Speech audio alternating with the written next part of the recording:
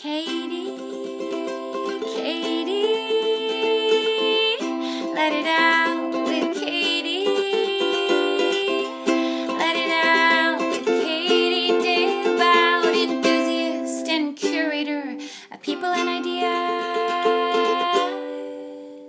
you need to hear. Welcome back to the podcast. You are listening to Let It Out with me, your host, Katie Dalebout. And this week's episode, man, you guys, might be my favorite one ever. Phoebe Lapine, she is the author of the book The Wellness Project, and she is the woman behind Feed Me Phoebe, and someone I hope I become best friends with because, you know, we're heading in that direction after this episode. I spent the most lovely afternoon with her in Brooklyn recording this in person, where I was able to show my knife scars and hug her and share a unicorn latte with her and some kombucha and walk around. And you know what? After that, I was sold. And I've been sold before that because her work itself is amazing, and in person she's just as great, which you'll get to get a taste of in this very long, very real episode where she tells her story in a really great way. And I can't wait for you guys to hear it. So Phoebe, like I said, she's the author of the new book, The Wellness Project, which I really think everyone needs to read and check out. And just get obsessed with her because she's one of those people who really is as awesome as they seem on the internet. She is a chef. She teaches private classes in New York City. She has a video series.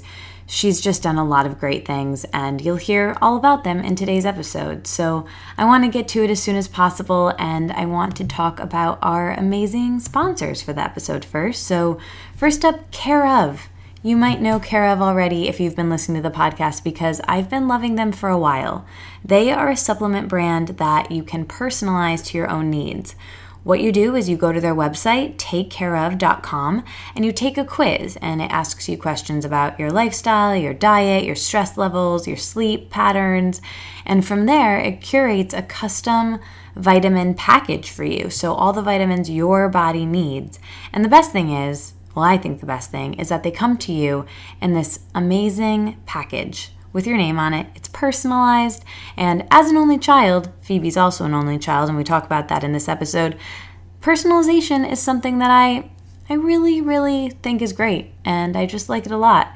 And as someone with the name Katie, it was always very challenging to find keychains with my name and all sorts of things with my name, but at Care Of, that's not a problem. There are plenty of Katies, and they will take care of you. And speaking of, if you use the code Katie, Katie, that's my name, you can get 50% off your first order. That's 50%.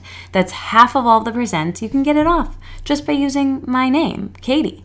So at checkout, if you go to takecareof.com, you can take the quiz. It can tell you what vitamins you need to make you have more energy, to help you feel better, to help you sleep better, to help your poop be more regular. It will help you. It will tell you. I take them. I love them. And I think you guys will too. Their packaging is great. Their service is great. They even have a new prenatal and pregnancy package. So if you are prenatal, postnatal, breastfeeding, or currently pregnant, it will help you to get the vitamins and minerals that your specific hormone and nutrient needs for the specific time within that you're in. So again, that's takecareof.com and use the code Katie at checkout.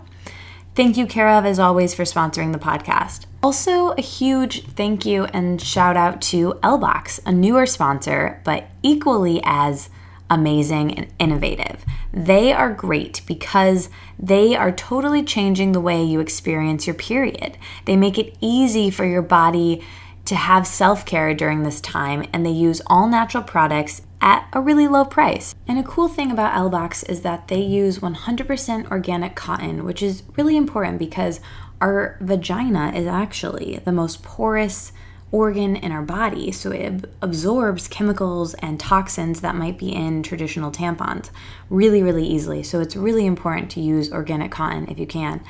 And, you might be thinking mindfully about what you're putting in your body in terms of toxins and food, and maybe even what you're putting on your skin in terms of chemicals and products that have toxins in them, and maybe even your cleaning products. But what about your tampons? What's going into your vagina, the most porous part of your body? So that's why L-Box is great. And they take the convenience, they don't take it out, they put it in. They make it so easy for you to get exactly what you need every single month, so you're not having to run out to the store. They make sure that you have exactly what you need. No toxins, no dyes, no synthetic materials, delivered right to your door at a really low cost. And the best part is, it's not just the pads and tampons and whatever specific period products you need, but they also, in your comfort box, give you goodies and fun things to make this time of the month even better. And I love that. And the thing I love most about them, though, it's none of that, actually, you guys. It's what they do for girls starting their first periods. And here's a crazy statistic. 44% of girls don't actually know what's happening to them when they get their first period. And 60% of them feel really afraid. So that's why the first period guide that comes with this first period box is backed up with really great support for them. And they've used a committee of women's health and education and reproductive health experts to come up with this guide that comes with this first period box. So this could be a great gift to give to your niece or your little sister or a friend or a neighbor who either hasn't experienced their first period yet or just got it. I know it's something I would have loved. I know my first period wasn't glamorous and lovely at all. It was, I think, at the pool, and I think I was embarrassed and ashamed and always trying to hide it. So this would be something that could facilitate a really great conversation and fill an educational gap that I think a lot of girls and women are missing when it comes to teaching people about their first period. So check out the first period box, check out the L box, and just see what you think. I think you guys would really, really like it. So go to www.lboxco.com. That's ELLEBOXCO.com/Katie, Katie. Again, that's my name. And you can get your first box free, which is really, really great. So check them out. See what you think. If you use that code, if you go to that link, which is in the show notes, you'll automatically get your free box. But you can also use the code Katie at checkout to make sure you get your free box. That's KATIE at checkout for a free L box. So you might as well check it out. You've got nothing to lose. All right, let's get to this episode with Phoebe. I will talk to you guys at the end with the emoji for the episode, as well as who's coming up on the show next week. And let me tell you, it's also very good. So enjoy Phoebe. You're going to love her. I love her. And I'll talk to you guys soon.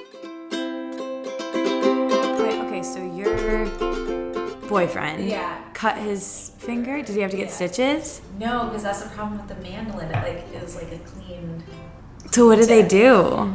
They just put that it's like fake skin on just to, so we probably wouldn't have gone if he wasn't leaving for Nicaragua at 7 a.m. the next day. I was like, I just don't want you to get to Nicaragua right, and it's still bleeding. Right. So as much as I did not want to spend our last night together in the emergency room, I was like, let's just go. Yeah. I'd never been, I don't know. I don't think I'd ever been to an emergency room. It was a Friday night. Yeah. I was I'm glad we live near this emergency room. Yeah. Totally blessed. Well, I want to show you my scars. Sorry, I'm just making sure I pulled up the settings for this. Okay, it's this one. Oh yeah, I had it on the one that looks like a butt. And that one is for one person. And I need it on the one that looks like so yes, we had an eventful... Perfect. Okay. We're good. Yeah. Yeah, well, okay, so mandolin injuries are a real thing. The emergency room, I kid you not, was tell that story. It's a mandolin, wah, wah, wah. Oh, we're yeah, I want to... we'll get right into it. So I feel bad. I'm not trying to shame my partner, but he broke out the mandolin to shave some Brussels sprouts for salad. He was very adamant about it. It's so funny because I teach cooking classes for a living, and I'm happy to say that I have a perfect record, knock on wood, of no one ever cutting themselves in a class with me, including small children who are using big chef's knives. Right. But I don't trust gadgets. I definitely don't trust mandolins. Everyone always hurts themselves on them.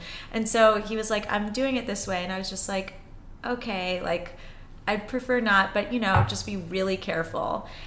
Like, back in my mind, knowing, like, this isn't going to end well. Because Brussels sprouts are really small. Have you used He wasn't using the guard. Have you used this before, this gadget? The mandolin, yes.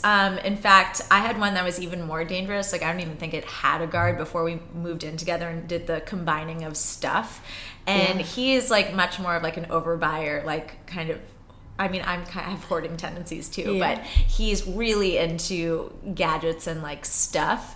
And so he had, like, everything imaginable for the kitchen, which is hilarious. Like, so like the weird garlic thing. Yeah. I inherited a juicer, actually 2 kinds of juicers. Wow. That just seems like a lot of counter space. Totally. Oh, my God. His counter space is, like, he had no room for actually cooking or chopping. And he had, like, 10 of these, like, teeny tiny little cutting boards. I'm like, your instincts for, like, how to set yourself up for success in the kitchen are, like, completely the opposite of my philosophy. That's so funny. Although I'm happy to have the slow cooker now. I've been experimenting with that. But I lived in a 400 square foot studio before, and I kid you not, I didn't even own a blender. Oh my goodness. And, like, catered professionally out of my small little studio. Didn't even own a blender. Anywho, so he's making the Brussels sprout. I kept his mandolin, which was nicer and more sturdy than mine. So basically, all this to say is this is not his first time using the mandolin. It was his.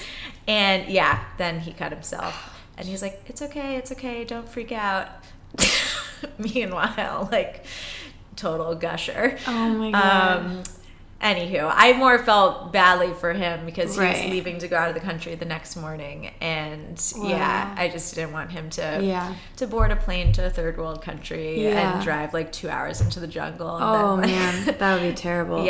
So I still hope that he doesn't get an infection or anything. But fingers crossed. Luckily, he survived. And yes, the emergency room people were not at all phased. They're like, and I asked them, I said this a little bit on my Instagram stories, because there's this whole thing about avocado hand. That and people, freaked me out when I heard that on your Insta story. Yeah, so people cutting into the avocado to, like, make slices and then accidentally going through the back into their hand. And that I have almost done.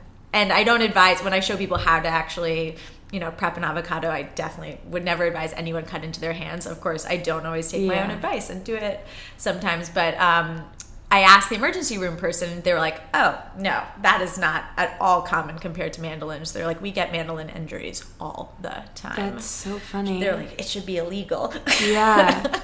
Okay, well, before we end this PSA for mandolins and get right into your story and the wellness project and all the things, I have, like, copious notes of things I want to ask you. Okay. But quickly, I have to tell you about my 2 worst kitchen injuries. And since we're in person, Okay, so this is, do you see that little weird thing I'm at? This is the mandolin one. Oh my gosh. And it was, like, at the height of, well, I guess I should go in order. Over here, on the other hand, there's, like, a cut there. Oh, yeah. Okay. And so this one is from...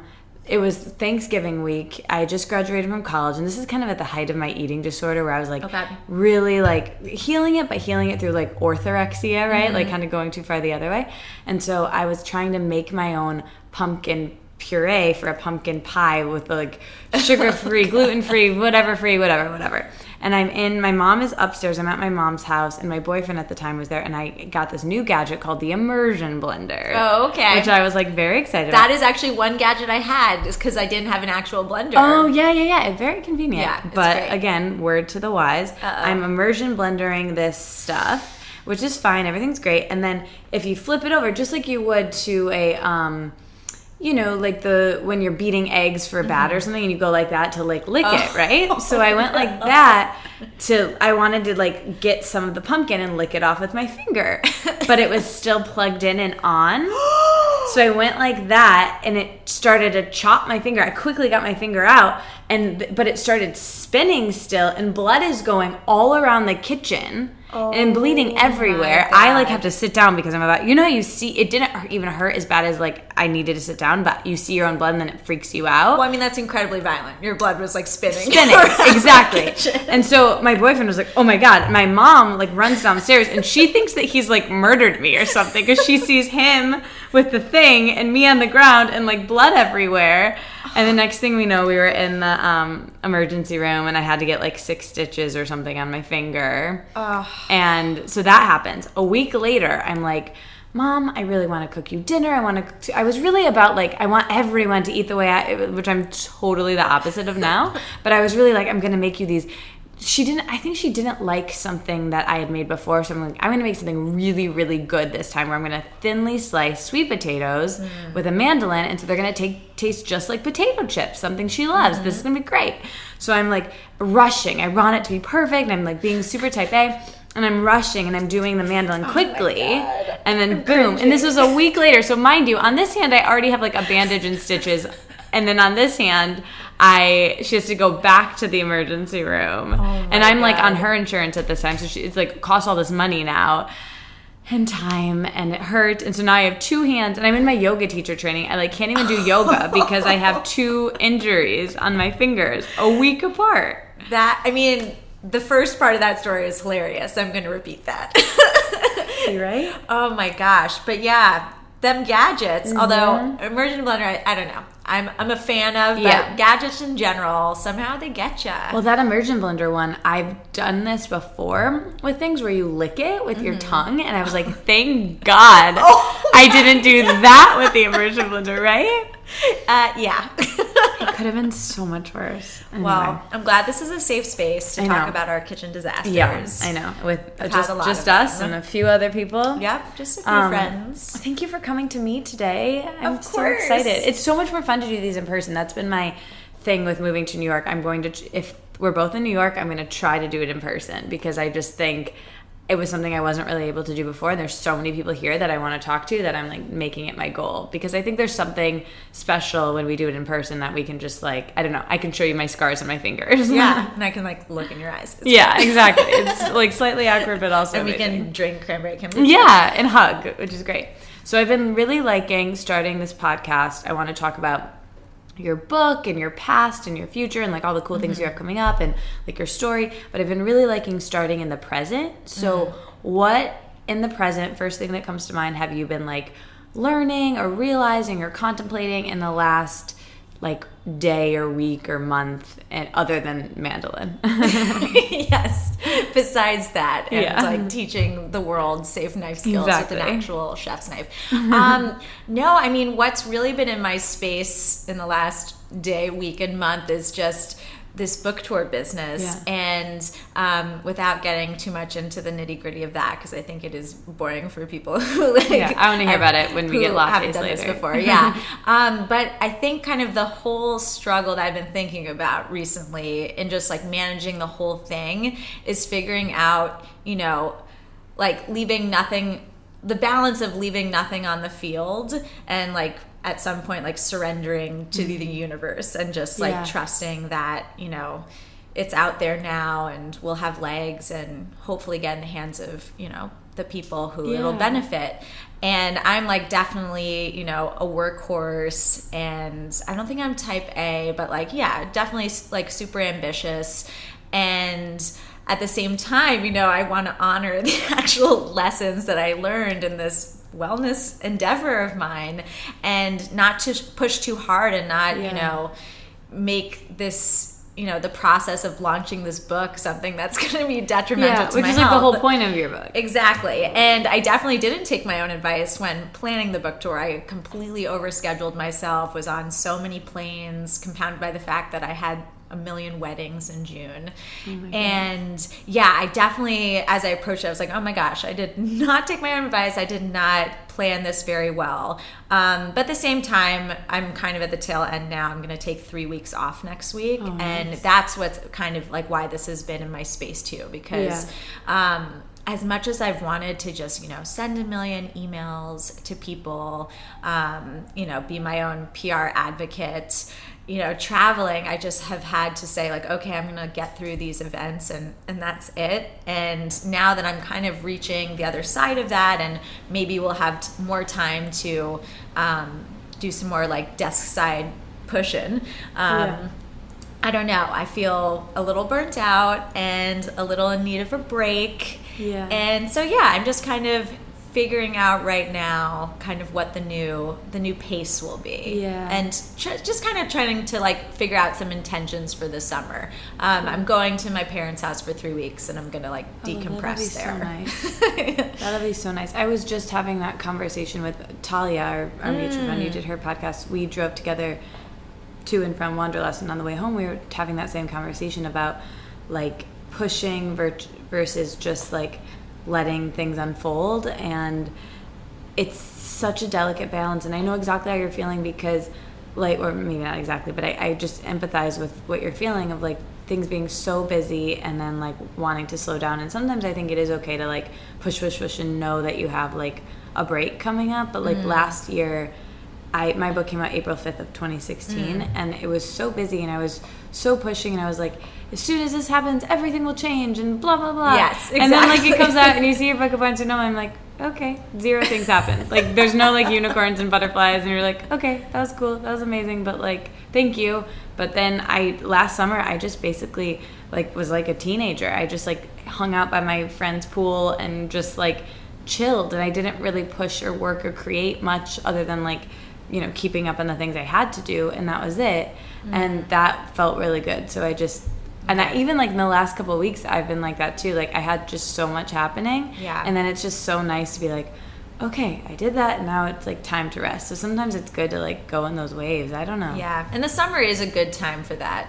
Yeah. There's an article that I love that a friend of mine, Amber Ray, passed along a few years ago. I can't remember the name of it, but it was talking about how we have these kind of 3 hats that we wear. I think everyone wears them, but especially creative entrepreneurs, the editor, the agent, and the artist. And we have to constantly swap those hats. And it's something that I've really noticed in this process. I mean, I spent a really long time writing this book and kind of like living in artist land. And during that time, and even in like the lead up to launch when I was still working on edits, I was so mad at myself, you know, when the time finally came to like reach out for blurbs and all of this other, you know, random to-do list things that are tied to launching a book. But I was like, why didn't I start this sooner? You know, like I wasn't really, you know, I was working on edits, but like I had a lot of free time. But I think for me, it's really hard to switch hats.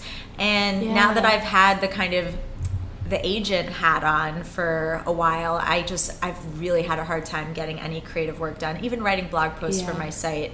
So I'm hoping that I can kind of just like switch gears this summer, even if it's feeling more like a rest. Sometimes like the rests are what, you know, breed creative ideas and activity.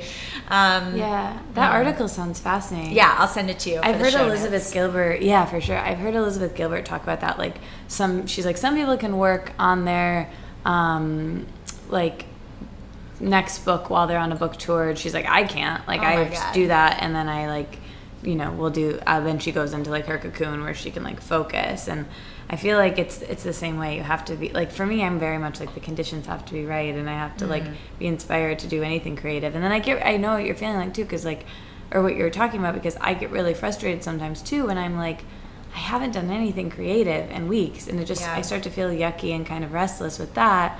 But also, it's okay to just like, you have to live a life worth commenting on. My favorite comedian says that. So sometimes it's like, well, maybe we're getting life content, and then we'll create something later. Yeah. You know? And you need time to marinate on that life content, I think. Yeah.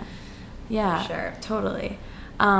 So where is your parents' house that you're going to? In where Martha's did you grow up? Vineyard. Is that where you grew up? No, I grew up, you know, just a stone's throw on the Upper West Side. Oh, so you grew up in the city. I know. I'm a rare breed of born and raised New Yorker. Wow. What was it like growing up in the city? Okay, so I was born downtown. You don't know any different. But I know a little different. Okay. I was born downtown in the 80s and in the West Village, and it was like such a different scene than it is today. Definitely much more like gritty in a good way. And then my parents are both creative entrepreneurs, or like maybe more just creatives. Yeah, what do they do? So my mom, they're both kind of like artistic Renaissance people. My mom's so like a writer of like every single medium, and my dad is like a writer director. Wow. Yeah. So cool. So we then moved to Paris for like a year and a half because they were working on a project. great. And then do they work together on things? That was actually the only project they've ever really worked together on. There are a couple things now, but like the only thing that ever like came to fruition that they've worked on together. And I was like 3, so I don't know. Yeah, I wasn't are you alive an only for that child? process. Or? Mm-hmm. Me too. I know. I got all my onlys pegged. There are a lot of us, I think, in the Well, I don't know about the podcast world, but I know a bunch in the food world. Well, tell me. Cool. Yeah. We can talk only childless. Okay, cool. Yeah, I'm fascinated by like things like people say that like our only children tendencies. Like I love all of that information about yourself stuff. Well, if you had moved to the city like 4 years ago, a friend of mine and I had an only child party. Really? Yes. Oh, I'm so bummed. And we're so proud of ourselves. We obviously. Oh my God, maybe we should resurrect that. We can. Yes, I would love to. But we we like taped a center of attention in the middle of the room. Oh my God. And no one, it was like, that was gimmicky. And then we had like a whole food buffet that was like very like like individualized, like oh my God. Make your own That's tacos. So I think perfect. It was. And it was really funny because the invite list was like so random, people from all corners of our lives just like brought together in the same place for no other so reason. Cool. Okay, we have to recreate that. We should do that like after your 3-week vacation. Like we should do that at the end of the summer. Or something. Oh yeah, and she'd be into it too. We had a great time, and then so the only programming of the evening was we ended up sitting around and having kind of like a salon style conversation, and the only 2 questions were, 1, have you ever done musical theater in your life? Oh my God. And that was like a 90% response rate of yes. Of course, yes. And here's another yes. Question 2 was, how many kids do you want? Oh. Which was much more varied and interesting. Huh. Yeah, we have to talk about that. Yeah, we can That's talk a whole about nother that. conversation. Wow. Oh my gosh. I love that idea so much. Yeah. So anyway, so Paris, you're in Paris. And then the lovely contrast moved to Westchester, which is a suburb of New York City, but kind of like we were in like a more rural area. Okay. And then eventually, I think 3rd grade, I moved back to the city. Were you excited to come back to the city at that point? I don't know. Well, that's the thing, is that I really didn't. It was like not the formative years that I had been here prior, right. So I actually felt a little bit like a country bumpkin. And I remember I showed up at school the first day of 3rd grade and was wearing like a Laura Ashley like sweater set. Aww. And everyone was in jeans. I'd like never owned a pair of jeans. Aww. And I just felt, I was like, oh my God, I'm so uncool. Everyone here is so 90s grunge, so urban. Oh my gosh, that's so cool. So as you got older, what was it like growing up in the city, like for high school? And is it like Gossip Girl? Like what? That's my only... The school I went to was not like Gossip Girl. There are definitely schools that are more like Gossip Girl. And I mean, Gossip Girl is a parody, but it's not, it's not unbased, like not based on reality. I think that I read that the author like went to private school in New York, so I'm sure she has some idea. Schools. Yeah. My school was like kind of liberal. It was also there's like kind of 3 private schools up in Riverdale, which is in the Bronx, but like a fancy area of the Bronx. I hate it when people from my high school are like, I went to high school in the Bronx. I'm like, okay. Like, it was real rough and tumble up in Riverdale. But it was nice because we had like a campus and fields and a bunch of like students who lived in Westchester and came from there. So I don't know. I mean, I definitely like, there was some aspects of like growing up quickly, but at the same time I had friends in Westchester where I lived for those few years, and for a lot of like, I think a good portion of like my middle school and high school would go out there on weekends. And I kind of like saw the contrast of like what my best friend Anna's middle school friends were doing and what my friends were doing, and like, it's like all the same. Yeah, you probably like know how to use the subway really well. And, like, we're all smoking weed. We're all stealing from the liquor cabinet, and like it's the same stuff. But I was like going to some like museums on weekends too. Different like modes of transportation, same activities. Yes. Safer to take the subway. Yeah, exactly. It's probably one of those things where like when people ask us like, oh, well, did you like being an only child? And you're kind of like, I don't know any different. So I don't know what it would have been like to have brothers and sisters. Like you don't know what it would be like necessarily to, well, I guess you kind of do from your friends, but it's always hard to to know. So then I heard that you went to Brown. Did you come back to the city right after that? What kind of happened next after high school? I know. I keep meaning to move to another city to But why? experience it. Everything is here. Yeah, it just like, it's sticky, New York. It just sucks you in. And yeah, I'm a lifer probably. Yeah. But we'll see. I don't know. I never thought I would move to Brooklyn, being kind of like a born and raised Manhattanite. But I love it here. Yeah. And it's my area. I'm in Dumbo/Vinegar Hill, and especially like over in Vinegar Hill where my apartment is, it's so quiet. Yeah. And I never thought I would be someone who wanted that, having grown up with the hustle and bustle and the energy, and like looking forward to returning to that every weekend from college, or not every weekend, but when I come home. And yeah, now maybe it's just like a function of age. Maybe it's the fact that like our daily lives involve so much more stimulation in the form of our phone and inboxes, that I'm just like really happy to step outside and have people not like in transit to go from one place to the other. My neighborhood is just people like walking their dogs. Oh, that's really nice. Yeah, that's how I'm like, this is very personal, but I'm like loving being in Brooklyn so much, and then in a week I'm moving, and it's kind of like, oh, I guess I just know what I like now. Like I'm really glad I got to experience living here, so I'm like, oh, I think that's probably what I will like. But I feel like I would probably always wonder what it would have been like to live in Manhattan, so I'm gonna get the best of both. I mean, nothing's set in stone here. Things move very quickly. Exactly. You can find like replacements Totally. if you want to leave your situation, and you can very quickly find something new elsewhere. Totally. So when you went to Brown, you studied musical theater, or you were singing, right? I went as a musical theater major, but then I don't know, I guess my only childness like wore off a little bit, and I was like, you know what? I kind of went there because, I mean, contrary to what a lot of people think, there are requirements, there are majors, but it has like a slightly more loosey-goosey approach to things. And pretty much, like, I think if whatever you want to accomplish, like, you'll find a way to do it. It's not handed to you. But I wanted to just study like a million different things. And by the end of my sophomore year, the classes that I'd already taken, like, I was like, oh, like they equate to this major more than any others. And it was an urban studies major, which I loved, actually. It was really interdisciplinary and interesting. What are some of the things you learned from that you've like carried with you? I mean, it's funny. My partner Charlie's rewatching The Wire, but I joke like I think I watched The Wire after I graduated from college, but The Wire is like a lot of what I learned in various like city politics classes, and just the way, I mean, especially now with everything that's going on in our political environment. One of my favorite classes was called City Politics, but it talked a lot about kind of like how like agencies came to be, like unions came to be, and just how all of like, I don't know, just like the beauty of America and this like crazy system we set up for ourselves. I'm dying to see that Jane Jacobs documentary. Have you seen that? What's it called? I have it pulled up on this computer.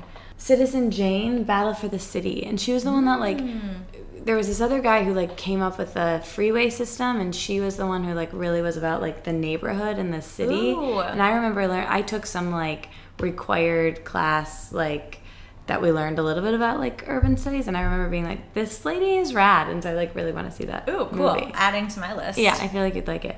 Okay, so then from there you somehow really got into food and travel, and you grew up being friends with Ina Garten. Yeah.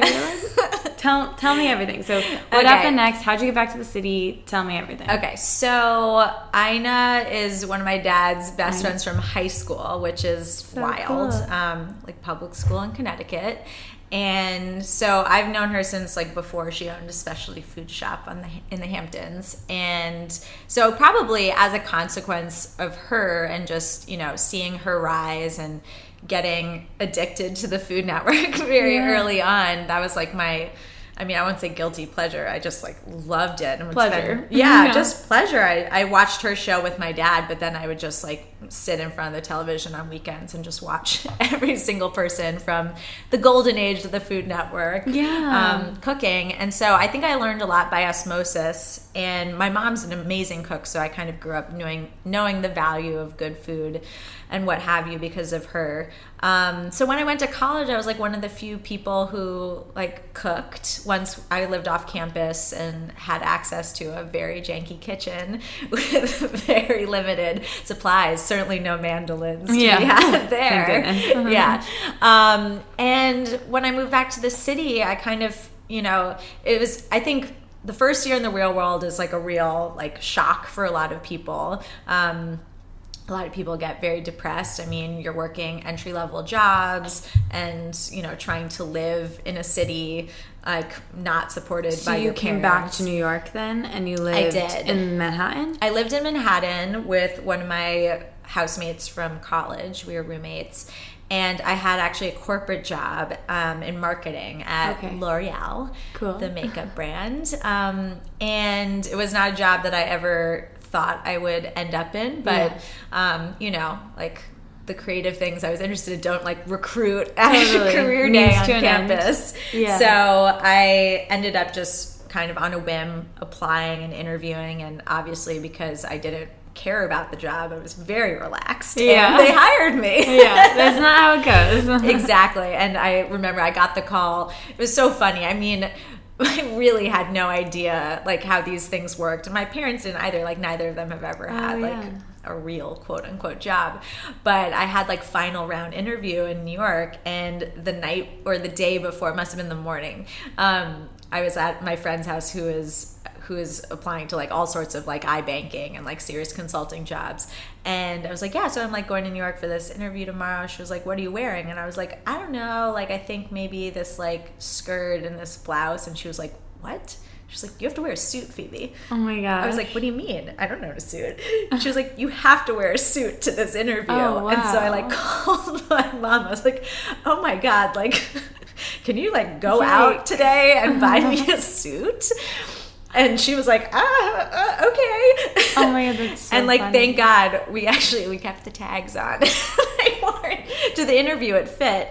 Oh my God. And then on my train back to Providence, I got the call that I got the job, which was wild. And I immediately started crying because I was like, I don't really want this. But it was good. It got you to New York. It got me back. It got me, it gave me a lot of very useful skills. I'm so happy I had that job. I had it for 2 years. But about a year in, I was feeling very starved creatively, even though the job was actually more creative than I thought it would be. But, a different, that kind of marketing Not creativity. for yourself. Yeah, it's different. I get it. Yeah. Yeah. So... And so kind of in that time, I was cooking a lot and like really found solace in having like swaths of friends over to like cram into my apartment and making just like huge like vats of stew or chili. I wish I could go back in time and have been your friend forever. Oh, yeah. It was really fun, actually. I was the hostess with the mostess at that point in time. But again, like just by way of the fact that I cooked and everyone at that time was so starved for a meal. Yeah. And literally starved. Literally starved for a meal. And, New York City is expensive. It's not easy to go like anywhere with a group of 10 people, let alone like a group of like 30 people, since that's like how you roll in college. Like it's just like this realm of inclusiveness, or at least it was at Brown. And so it was just like kind of this great social capital to be able to cook and, provide that space for people and not just like crowd into people's apartments, like with solo cups, like just to drink. Right. So like the stories kind of from those evenings, I ended up Thanksgiving, I guess so a year after I started this job, a year plus, Thanksgiving, I was feeling really angsty. And my cousin, Sarna, who's like a wonderful voice of reason and just like a mirror to like my own brattiness. Yeah. She was like, well, like, what would you rather be doing than this job? And I was like, I don't know, like writing a cookbook. And she was like, okay, well, I mean, you can do that. Like, why don't you just do that? Yeah. And so the next morning, for whatever reason, it was like divine intervention. I went on like blogger.com and was like, oh, big girls, small kitchen, and got that, like, not even the URL, just got that like .blogspot.com and sent an email to my best friend from high school, who was like my like cooking comrade, and I was like, hey, like, we have a blog. That's so cute. So yeah, it was I mean, and obviously her and I had been having kind of these like back and forth cooking conversations. We had co-hosted a lot of parties together. We had just like thrown our friend a like 23rd birthday party a few weeks before, where we like catered all the food for like 50 people. Oh my gosh. And so yeah, it kind of, so my foray into blogging really happened. Like, I dove right in with no idea what to expect or what to do, and it was lucky. It was 2008, so it was kind of, I wouldn't say at the forefront completely, but certainly before the market was too saturated. Yeah. And we just kind of like rode away at it, and it became kind of like our how-to by life example for quarter life cooks for our peer group. Oh my God. So cool. I love that. Yeah. And then that ended up becoming a cookbook, right? It did. So I like say it's like we got lucky all the time, and I hate it when women say that, but I really do think that we got a little lucky. And you're very talented and creative. Yeah, and like we're amazing. Course, but so Kara, my partner, worked in publishing. So I mean, she was like an editorial assistant, like reading like the stacks of proposals that no one else wanted to read when they came in, but by way of that, like, knew how to write a proposal, or like what was even like she knew the process, like, which was amazing. And so we kind of, it was weird, like we started the blog always wanting to have a cookbook. I don't know if, like, I feel like now it just, I don't know, by way of like being around for a certain amount of time, like having a certain amount of traffic, that's like inevitably what comes of it. And for some people is like, you know, one of the like big like bucket list goals of like becoming a blogger. For us, I don't know, it was like we just like wanted a cookbook and thought we could just like write our way towards it. It wasn't even actually about like I don't know, we like had no idea how to like build a platform or anything. It was just like a home for us to like share the recipes and the stories, more importantly, that we were making. It was like a very nice mix that I think I've maintained through my current site and like through all the work I do, of like one part like kind of memoir and one part recipe. Which is, I always love that with things, because if I just read a recipe, I'm like, how did you come up with this? Yeah. I always love the story. Yeah, the origin story of every recipe. Yeah. So about 6 months in, I'd say, we like started putting together a proposal, and our traffic was not amazing by like today's standards, certainly, but probably not even for 2009 standards. But we had really hit on a niche, you know? There wasn't really anyone out there who was speaking to our audience in the way that we were.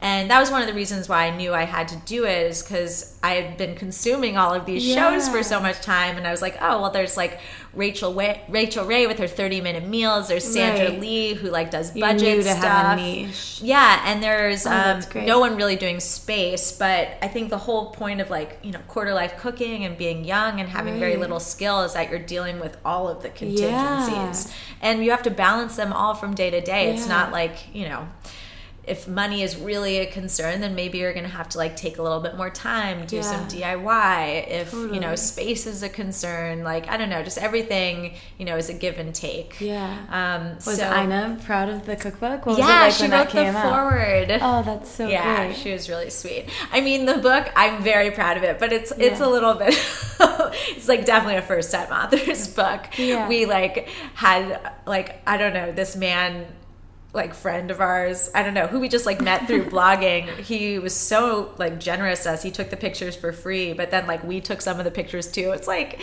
you know, it wasn't like a cohesive, like beautiful hardcover, like 4-color cookbook, which is fine because it had like so much personality and other things going for it. But, you know, we had no real guidance and we just were like, ah. That's so cool. So when the book came out, were you still working that corporate job? When did you transition to working for yourself? So I quit my job like probably right before we got the book deal. I could sense it was close. I just like really trusted it was going to happen and also trusted that like this was really what I wanted to do and not this job.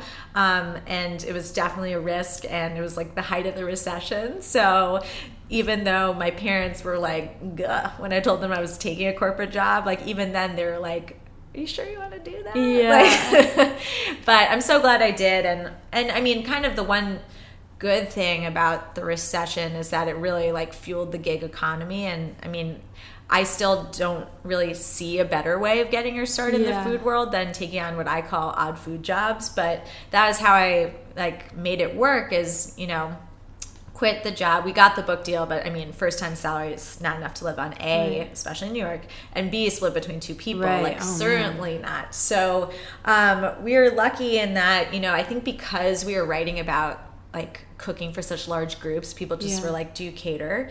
And so took on a lot of catering jobs, and I eventually took on like a private chef client, and as the years went by, I started teaching too. And so cobbling together a career. So you were doing that full time, and then now you're not still working with that partner. Does she have something on her own now too? Yeah, she is working kind of more as a journalist, but she kept the site, and so it still exists. There. Yeah, cool.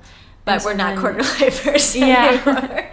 So then, meanwhile, you had some health things happening throughout that, and then that kind of led you to the site you have now? Yeah, so the funny thing is that like my health story and the food story started almost at the exact same time, but it just like took a long time for them to intersect.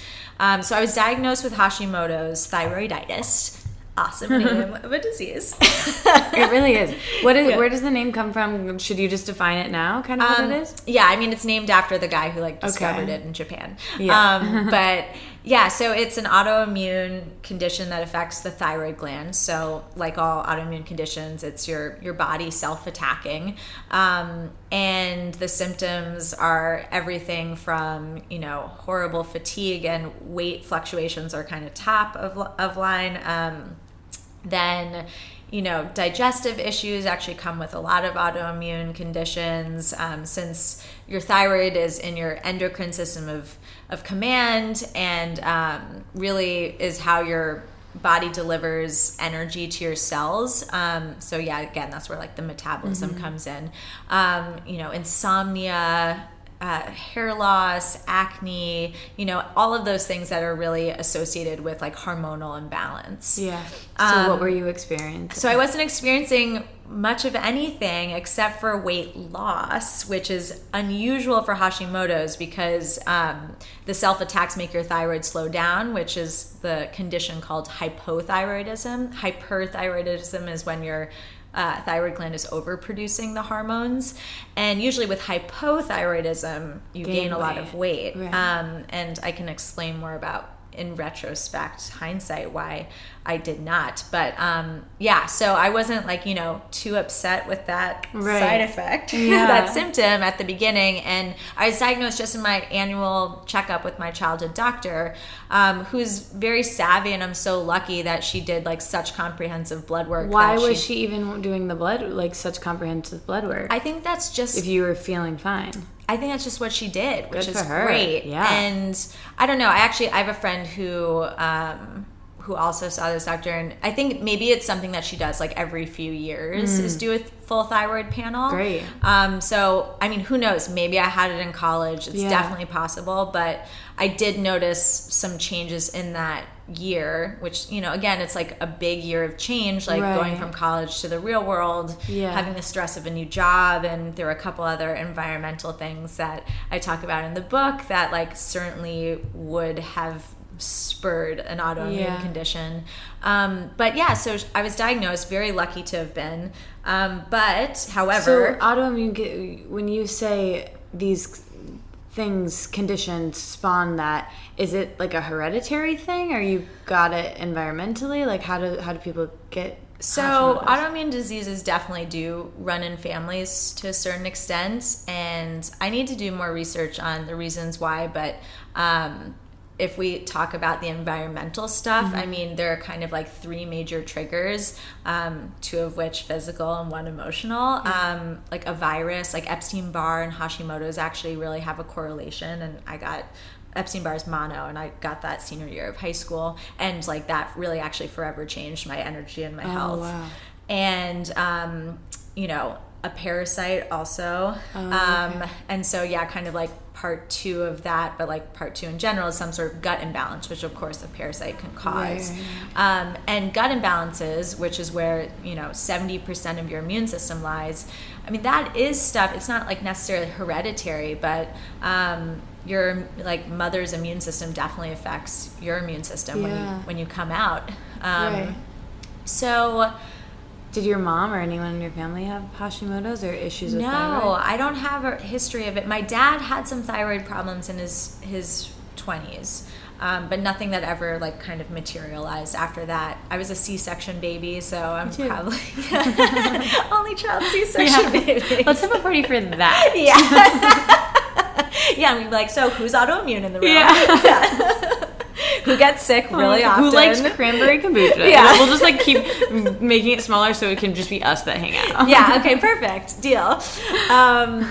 The environmental factors, the third one is stress. So some sort of, you know, emotional event. And when I talk more to people who have autoimmune diseases, like certainly it's really common for people to hone in on the fact that it was like a turbulent emotional time in their life when they were diagnosed. And for me, I definitely I pointed to the physical factors.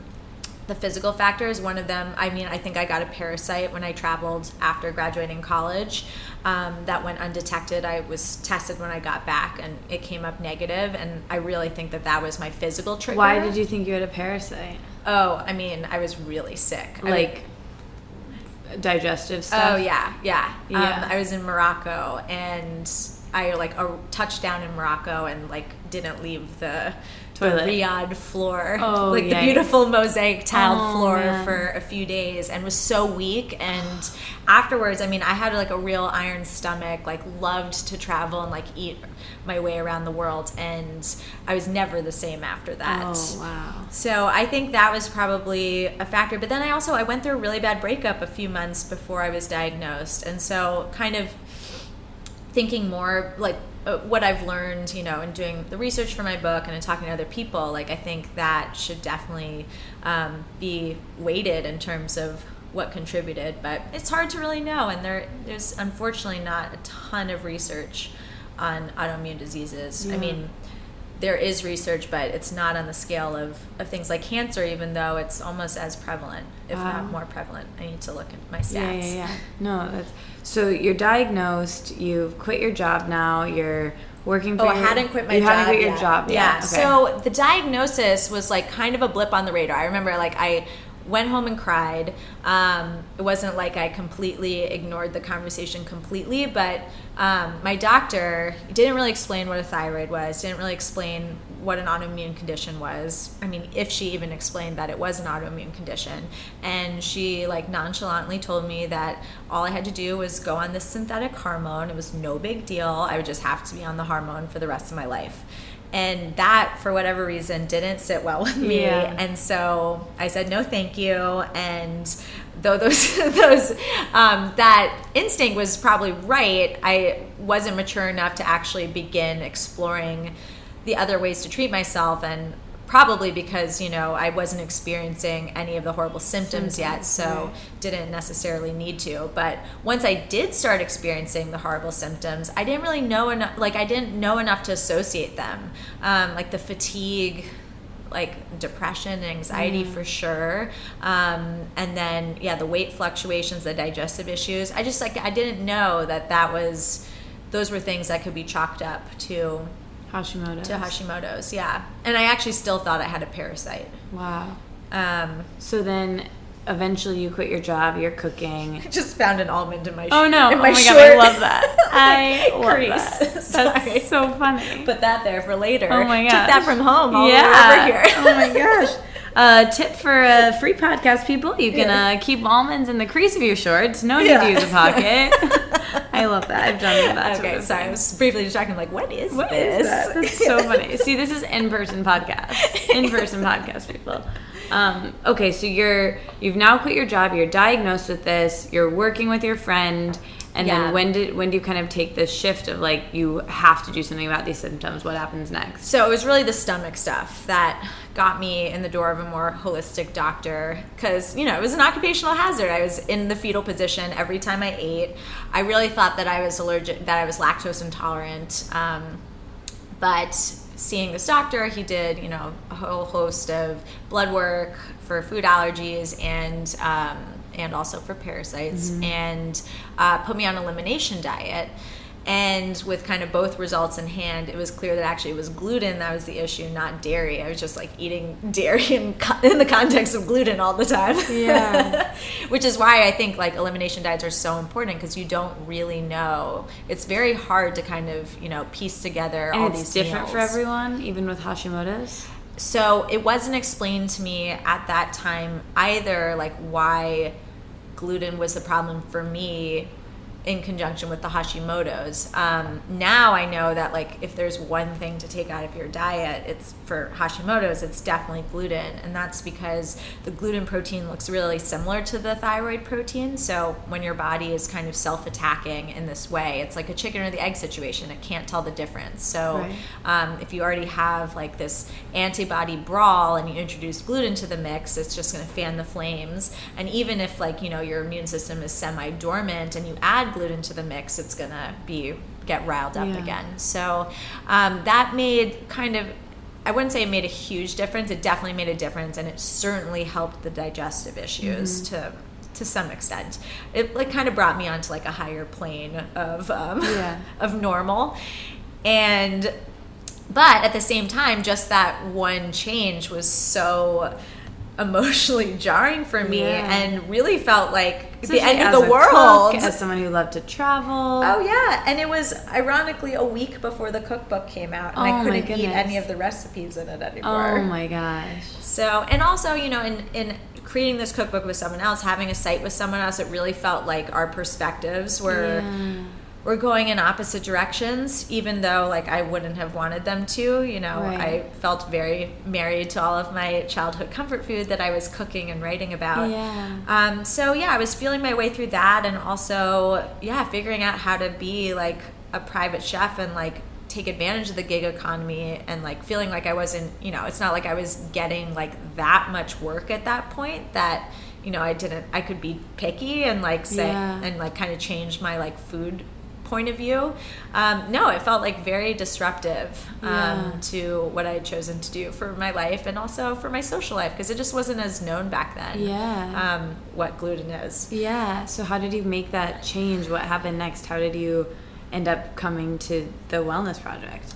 So I made it very reluctantly, obviously, but I would say I was like 70% there, and was so lucky in that I had the like cooking skills to make it work. It was just like another added contingency. So you did this elimination diet with the doctor, and now you're cooking for yourself. You're healing yourself really with this, and doing all these lifestyle changes. Not yet. No. Okay, so you're gluten was all I could handle. So all you did is take out gluten. Yeah, pretty much all I could handle. But you're not on the drugs. I wasn't on the drugs yet, no. Okay. Because it was kind of like that was such a big change. Right. Let's see like what happens. Yeah, what happens afterwards. So you're not eating gluten, but you're not really changing anything else. No, that was the one change that I could stomach, and I could barely stomach that change.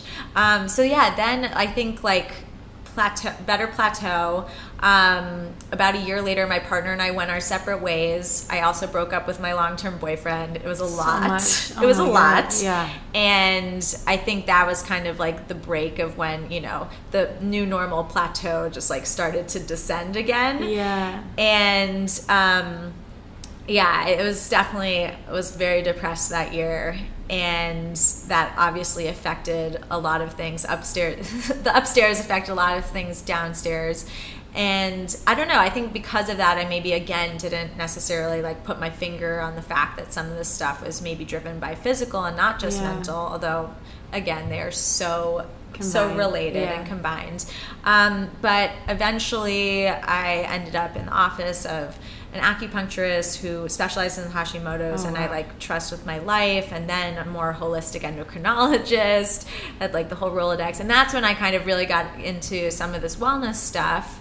But again, like similar to your story, it kind of took me to a place of feeling like a little bit unhealthy and like, you know, I was just constantly failing to, you know, to manage all of these laundry lists of dietary and lifestyle labor. I mean, the fact that gluten was that hard is like the one change for me. And then to kind of talk to this extremist doctor who's like, no, you can't eat any canned food because of the BPA. If you're going to eat any grains, you have to soak them overnight. Like, you know, you can't eat any non-organic food of any kind. Like, you have to detox your entire you have no social life. Yeah, you have to detox your entire makeup cabinet, like everything in the kitchen. Yeah, and like my skin was actually like had really rebelled at that point as well, and so the idea of like changing my makeup, which I was is like, so hard. No. Yeah, exactly, and feeling like, okay, I'm manning up to like take this seriously, but like I'm not willing to experience like so much isolation as a result, because having this kind of like invisible chronic condition is hard enough. So long story short, it's like already like a very long story. But eventually I kind of reached this place of like the question that was constantly on my mind, which is the subtitle of the book, was how do I do right by my body without giving up my life? And I didn't feel like any of the but I mean it's the question that so many of us are asking, especially like young 20-somethings who, you know, are at this place where like they really want to grab life by the balls, but are like kind of at that crossroads of like adulting and trying to, you know, do things that are mature. And you don't want to miss out on relationships, but also we're into health and wellness, and it's like that balance of, it's almost like we know too much to just be able to have fun without like what we know. And then, you know, when I'm eating, I just talked about this in my Wanderlust talk, but when I was like eating perfectly, soaking the things, not doing the food combining, sleeping, blah, blah, blah, I was the least happy. And then when I'm like, stay up a little too late, or I have a drink or whatever, I'm way more happy, which I think makes me more healthy. I know it makes me more healthy. It absolutely does. So anyway, I took on this project and I approached it. I decided like I want to approach this in a way that all of these other doctors' protocols like haven't, in that, you know, like change is really hard. Like let's acknowledge that the struggle is real. Screw you, doctors. Like it's really not that easy. Because there's just no talk of that. It's like just do this and you'll be happy and healthy. Without any... just do this 4-week plan in which you remove everything that brings you joy. And like it might be a life sentence. So good luck. Good luck to you.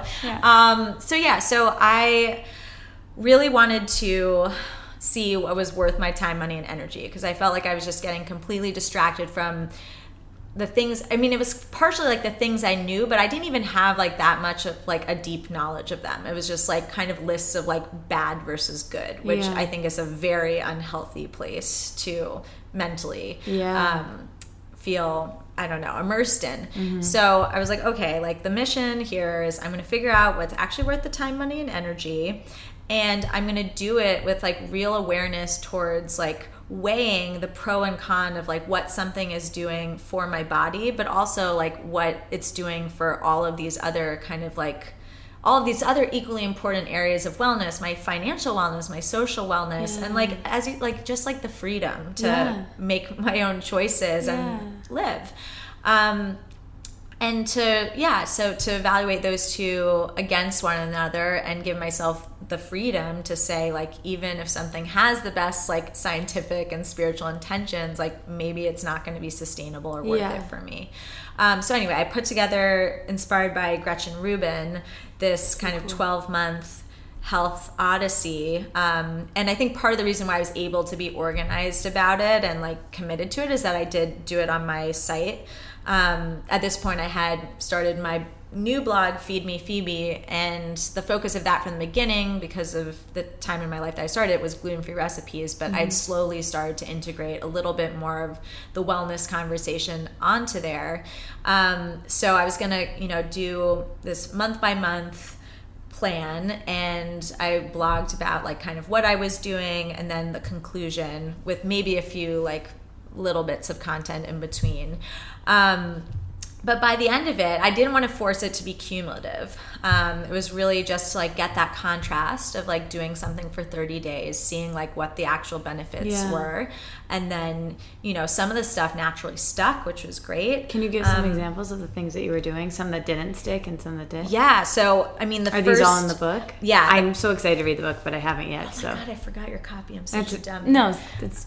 Oh my gosh. Okay, I'm coming back with kombucha. Perfect. I just want to hang out. So. Well, I brought you a tote bag, but I forgot the book. It's okay. I'm excited. This is good. I'm getting this is like making me excited. Yeah. Okay. So the first experiment was certainly not meant to be cumulative or long term, because I gave up caffeine, alcohol, and sugar for 30 days, which was probably the most intense for me. All at the same time. All at the same time, because I really felt that, well, the intention behind it was to give my liver a jump start, not to do any sort of like juice cleanse or like quote unquote detox, but to actually like get to the root of like, if you're detoxing your liver, it's really just taking the things that are like getting in its way out. Cool. And from my understanding, from a practitioner that I had been seeing at the time, like those were the three of the liver's biggest vices, which were also my biggest vices. Yeah. So thought I'd get those over with really early on while my willpower was strong. Yeah.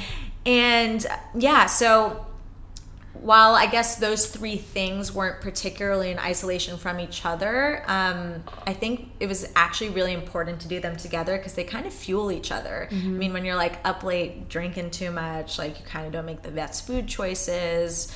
And certainly for me, that was like sweet things. And then you don't need, the next morning you're going to need more caffeine in order to wake up. So yeah, taking those 3 hours. But then you did that for 30 days, and then you started to be able to add those things back in, so now you can have them in, moderation in life. And moderation's hard. I mean, that was the secondary challenge. But I think seeing like how good I felt, and so the main like aha moment, like the big like breaking point like for this actual project was my skin. And I thought that this like whole liver reset would actually help that, and it was incredible. It did? Yeah. So I had this like outbreak of something called perioral dermatitis, like pretty much once a year, every year since I had been diagnosed with autoimmune disease. Of course, never made the connection. And I had like gone through... What is it? Is it like acne kind of? It's like kind of a rash. Okay. I have like, I don't know, I feel like I have like a shadow of it at all times. Like it just like was around I've been thinking this whole time how your skin is like gorgeous and beautiful. Oh, thank you. I'll take that compliment. Yeah. I'll take it. No, you look beautiful. You're in like perfect light right now. Oh, thanks. But yeah, it's kind of this weird like small like bumpy pink rash, which is honestly, it was like much harder to like cover up with spackle than like the odd like pimple, even if it's like cystic acne, and it just like makes the whole like your whole complexion just like anyway, so I was struggling with that and had gone like the traditional means to like a dermatologist and taken all of the like terrible creams, and this and really pills. helped eliminating those things. Yeah, just for 30 days, and I've never gotten perioral dermatitis again. That's great. But you're able to have, the occasional drink or have sugar, and it's fine. But it's now I know, like, with awareness, how those three things actually affect me. Like, honestly, coffee I didn't miss it that much, so I was just like, I'm going to keep this out. It's not affecting my health or my hedonism. It's affecting my health like a lot more than it is my hedonism to keep it out. Right. Which that is my favorite point, which I want to get back to your story, but why don't you just, while you mentioned it, health versus hedonism, I love the way you kind of define that, and I think it's like so brilliant to everything that I talk about and want to share with what I do. So yeah, so I wish I had like created a more official definition when I wrote the book, but I've come up with one now. Okay, great. But it is that like kind of pro-con list. You mean because it's not in the book? It's not. And you wish you could go back like a blog. Well, I talk about it all the time, but it was like I like never came up with like an official definition. Well, here we go. Here we go. Exclusive. Woohoo! It's balancing the things that nourish your body with the things that feed your spirit. And that doesn't have, it doesn't have to be just like wine and chocolate chip cookies, although like for some people it does include wine and chocolate chip cookies. But it's again, just like anything that brings you some sort of pleasure or joy. And it's up to you to define what that is. And I will say, like, your body is constantly changing, and your idea of hedonism does change as well. And specifically for like the caffeine, alcohol, and sugar, I didn't want to be a problem child at the table. I didn't want to like disrupt the atmosphere, and I didn't want to hurt someone's feelings. Like that to me, I was like, that's like, my hedonism too. Like, but I realized, in being more aware and really like paying attention to my instincts and my cravings, both emotional and physical, during even just that first challenge, like that was actually bullshit. And like being the problem child at the table is like really something that's not worth it. Like you just have to get over that. And setting healthy boundaries, like I did that month in a big way. Like it really didn't change my relationships. Like people got over it, people forgave. And especially like my partner Charlie and I had just started dating. Oh yeah, talk about that. How did you guys meet? We met through a mutual friend. Nice. Yeah.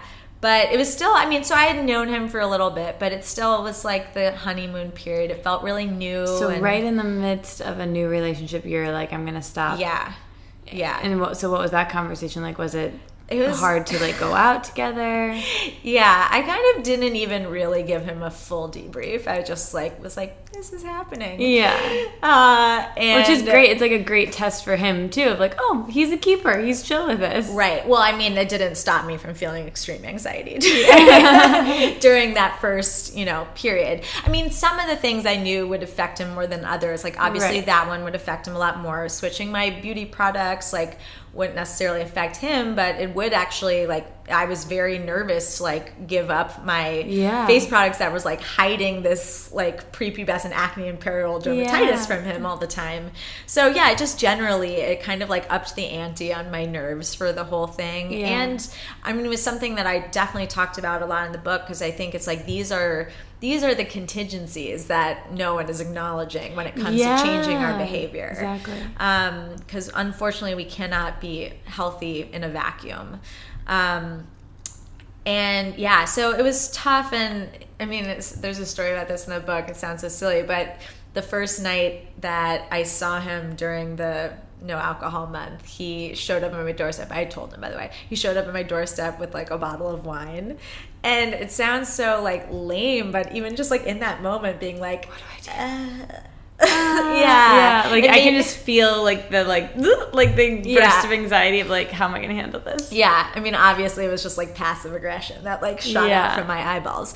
I told you, like, but more it was actually the anxiety of just like having to say no, and knowing that I was like kind of taking an experience away from him, because he could have opened the bottle of wine and had some, but it's like a partnership from the get-go. And like I don't know, both of us, I think, really, and one of the reasons why I'm sure we like found each other, like really are all about like the shared meal, the shared experience, and like food as a way to gather and enjoy other people's company. So has that been something, and talk about that in your relationship, like throughout this and where you are now? How does health and hedonism, how do you guys combine that now? Like now you do share a glass of wine in a meal, or like have something sweet and it's okay when you travel. Like how does that work out now? Yeah. So, it's nice. I obviously do a lot more cooking than he does when he's not making shaved Brussels sprout salad. And he used to cook a lot more before I came along, but I feel bad. I was kind of like, kicked him out of the kitchen to some extent.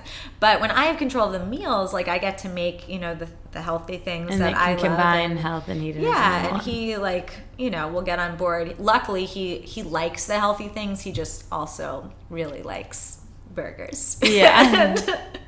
And he really likes wine. So it was actually, I think the alcohol, much more so than the food stuff, was kind of the tricky thing with him. But at the time and during that year, we didn't live together, and by way of being like two young professionals on like other sides of the city, like we didn't see each other like that much. Right. Now that we live together, like I've really had a halo effect on his habits, and he's had digestive problems for a decade.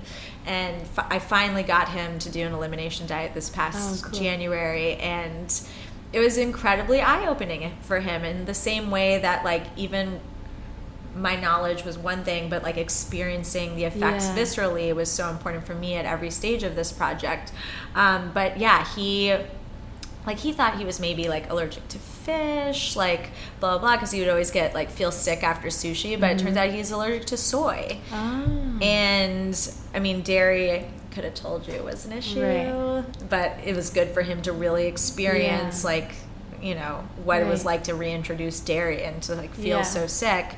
And so, I think, I've had to learn the hard way my whole life that you can't change people. Totally. And I definitely tried during the course Even of my with year. a mandolin. Yeah. No, it's he had to learn that lesson for himself. I warned him, but I wasn't gonna be like, no, you can't use that. Yeah. So I was mad at him because he made the dumb choice and learned the hard lesson. But Oh man. Well, with where you guys are now with your relationship and your health and hedonism, something today I spent the day kind of going through your blog, and I loved your travel guides of Paris, and I know travel is such a important part of your life, and as we went through your story, I feel like we didn't mention that at all. But how do you incorporate this wellness project and talk more about your hedonism, I guess, and how where you are with that now of these are the things I'm not giving up. And I feel like we touched on how great getting rid of sugar and dairy and alcohol and coffee were and caffeine were, but what are some things that you do that maybe people would be surprised, or how do you bring in the pleasure into while still having this way of being?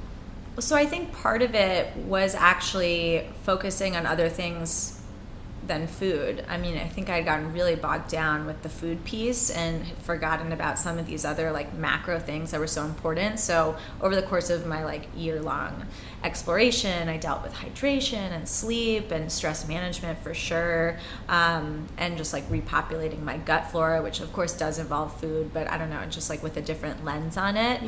And I think just having this back pocket toolkit to use on any given day, no matter what the circumstances, and pick and choose accordingly, is just such a different and important way of moving forward with the quote unquote healthy hedonism philosophy on a day-to-day basis.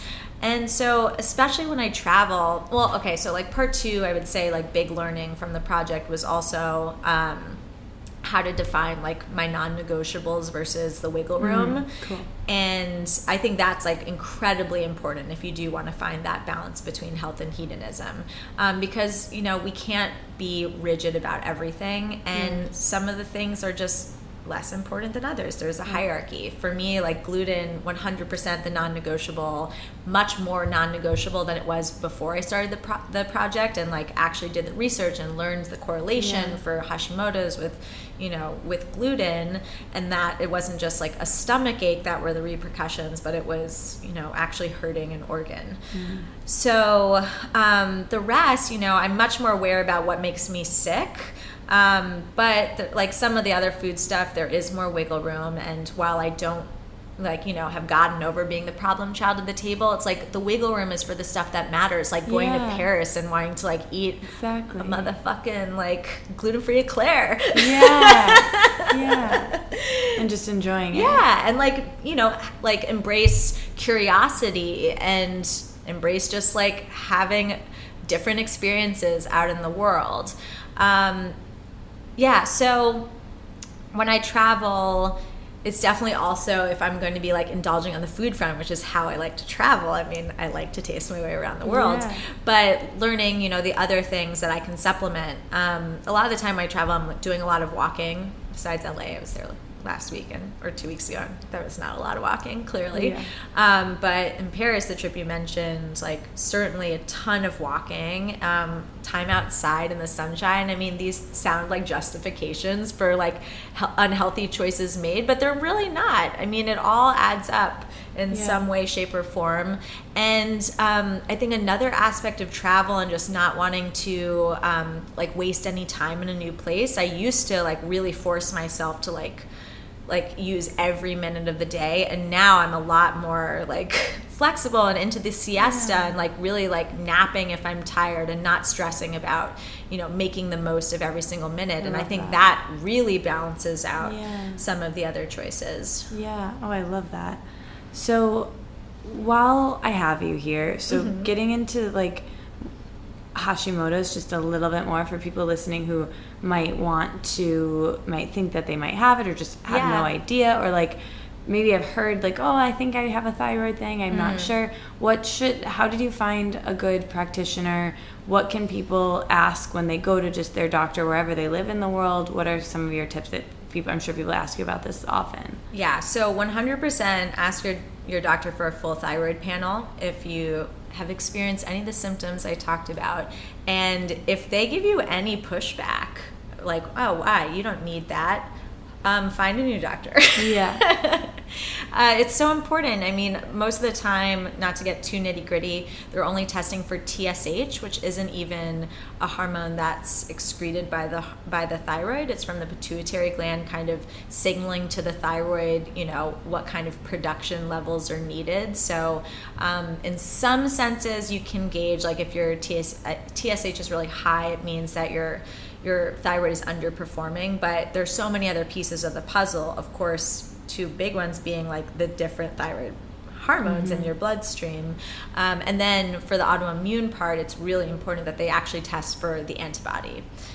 So usually a full thyroid panel will include all of those things, but if you want to be sure, make sure you get the TPO, which is the antibody, T3, reverse T3, and T4 checked. Okay, write that down, people. Cool. I feel like I'm glad that we handled that. So I want to ask you the questions I ask everyone, but before I do that, what are like some of the hedonism things that you like are your favorites, that are your kind of things that you love indulging in, or some that you've indulged in recently? Well, on the food front, French fries. My like tagline used to be like competitive French fry eater, or like my mini bio, whatever. I love French fries, but it's actually like a fairly big no-no for gluten-free people, just because the fryer is usually cross-contaminated with other fried foods that are dredged in flour. So that was also one of the things I definitely turned a blind eye to during my early years of the gluten-free lifestyle. But now, I mean, there's so many options. Have you had the bi-Chloe fries? What? Are the bi-Chloe fries contaminated? No, because they're not even fried. They're air fried. They're so good. Yeah, they're delicious. Yeah, so good. And there are a lot of places in the city that have gluten-free fryers now, dedicated gluten-free fryers. So yeah, it's a lot easier to like eat my French fries. But then other things, I mean, I found so many healthy things that I find hedonism in, like simply like taking baths. I love taking baths. I love taking a midday walk, and it's more just like kind of justifying those things and creating room for them in my life.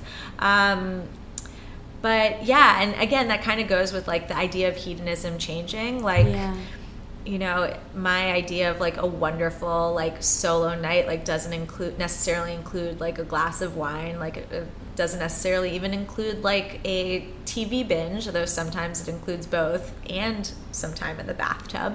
But you know, it includes like a lot of these like self-care things, just like putting on a face mask and relaxing and not trying Maybe we should have an only child sleepover. Oh my god, amazing. Because those all sound lovely. For sure. Okay, so one of the questions I ask everyone, we talk a lot about body image on the podcast, and something that I think that all women, all people really deal with, and especially, you know, being someone who's in the food industry and in the wellness industry and just a public person in general, is body image something that you've struggled with? And if it is, you know, how do you shift out of that, what I call like a bad body image day? How do you make that not turn into a bad body image week or month? How do you kind of shift yourself out of that mentally? Yeah, I mean, I think it's definitely hard, and anyone who has Hashimoto's, I'm sure, deals with it. I won't say more than others, but certainly does. But for me, it's really, I've tried to get over the idea that like skinny equals healthy.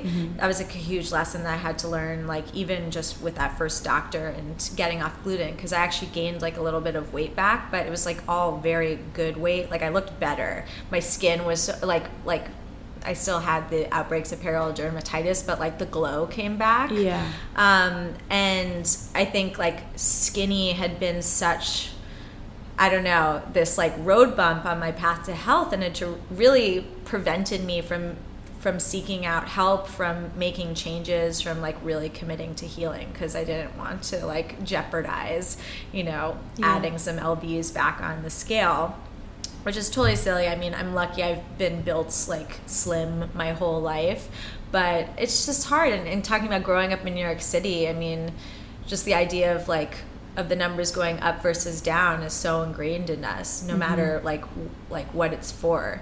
So I think I got over that to some extent, and just realizing like that I was skinny because my gut was in such dire shape that I literally wasn't absorbing any nutrients that I was eating.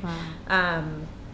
So I was a clinically malnourished chef, which my doctor did not, fail to point that could have out. been a book title for a memoir. Yeah. So I think just the more I've begun to like understand how my body functions and like come to terms with like having a disease and needing to manage that first and foremost, I mean, it's never going away. The symptoms can be quote unquote reversed or die down, but like my immune system is off the rails, like probably for good. And I just need to manage that. So actually weight is more of an indicator to me that like something is off. If my thyroid slows down, I start to notice it kind of in my face first. It's like a bloat.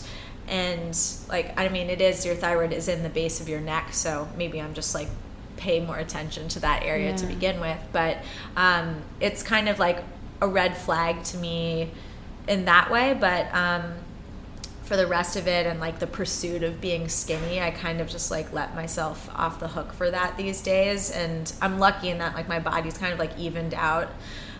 Going off the pill was actually a huge thing, and like my body evened out after that. Like, I don't know. Like I gained some weight back prior to that, but then I lost some weight after going off the pill because I think I was just holding on to Lord knows what because of it. Wow.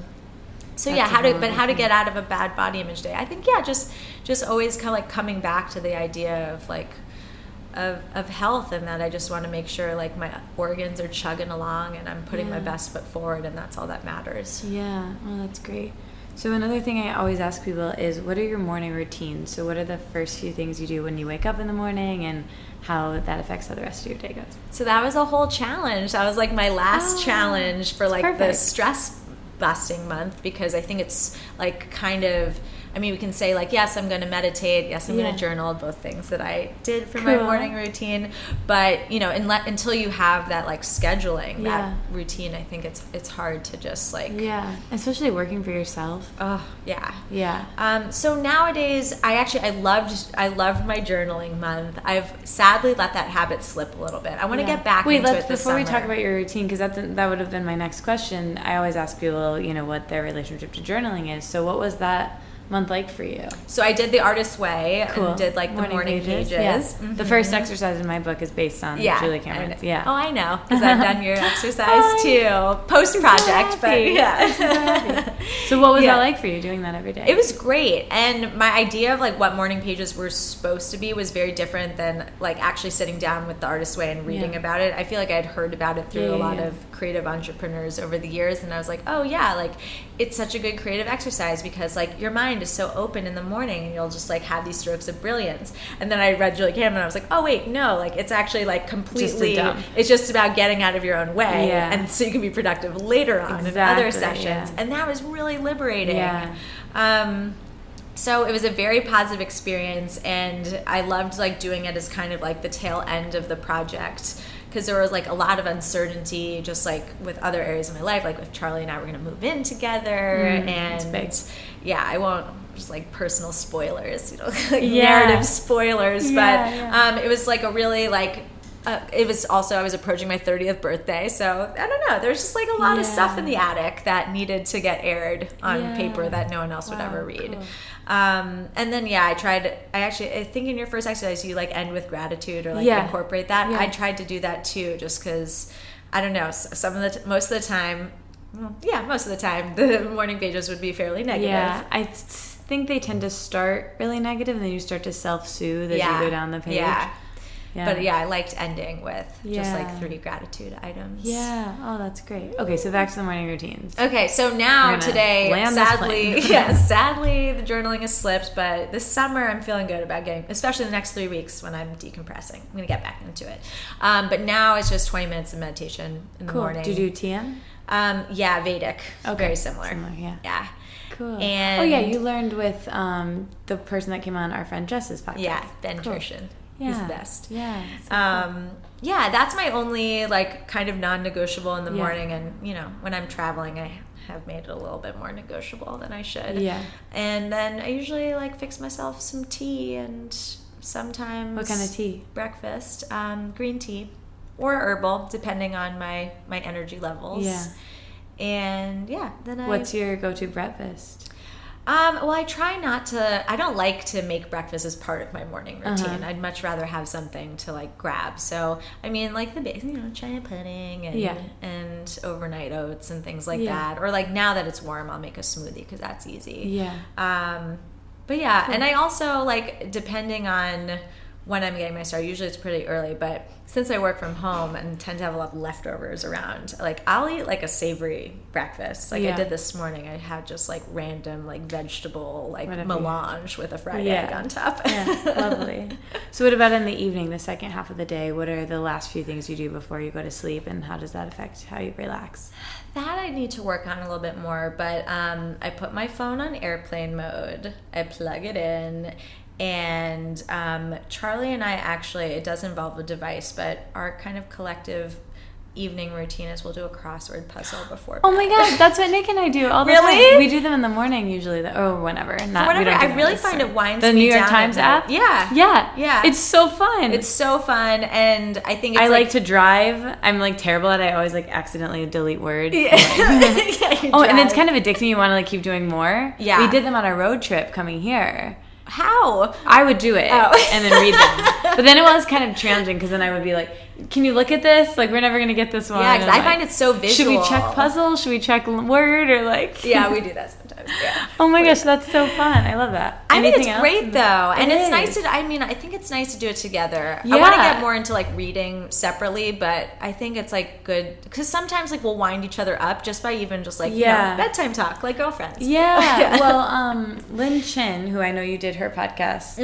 and our friend, when she did my podcast, she said something that I loved, that her and her husband read to each other at night. Oh, I know. That was my reaction too. And I love that. And sometimes it's fun, just like an article or like a whatever. That's really cute. Yeah. Maybe we'll start that. Anyway, I really like the collective bedtime ritual for whatever reason. That's great.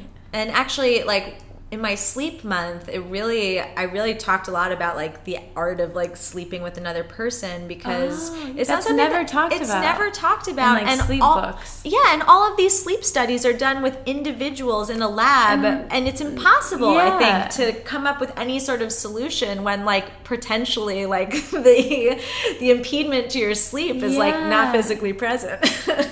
Wow, that's so interesting. Yeah, we talked a bit about that, and for me it was actually like freeing myself from the stress of like having to get to bed at a certain hour and not like actually enjoy the time together before bed, because I think it's just like such a beautiful intimate time, again, especially like, you know, we weren't always, you know, spending our evenings together. It was just like converging under one roof and like wanting to download on the day, and I don't know, again, like pillow talk, which is my favorite thing, like ever. All those only child sleepovers.